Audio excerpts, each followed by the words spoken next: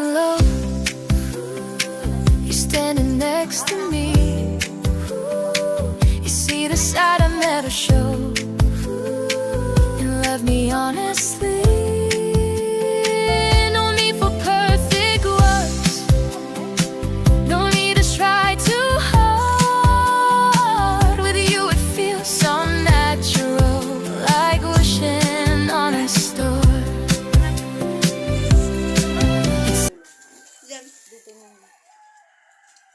Enjoy your Hindi doon pa sa Jan Rek. malabayan nilagyan.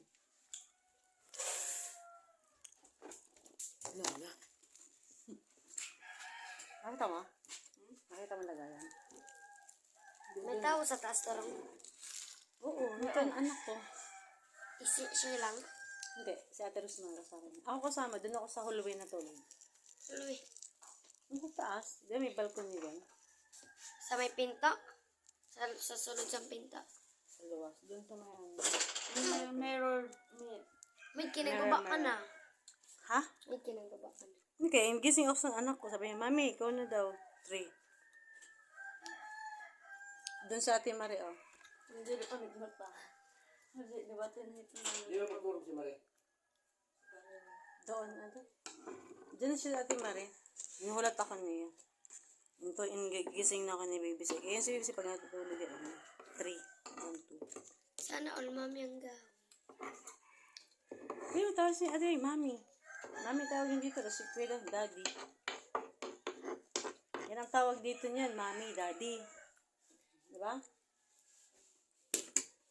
Sabi nga ni, enjoy your ma. Aray. Peaceful guys. Kain tayo. Sarap ang sino nagluto ng ano te, sauce. Akin doon na. Timara? Sarap. Buti natin ito. Pero maulad na ako. Wala. Madirat siya. Bukilin ka na? Tanong sa ating baby. What? Mami, buksan na namin. Ano mo? Ma'am.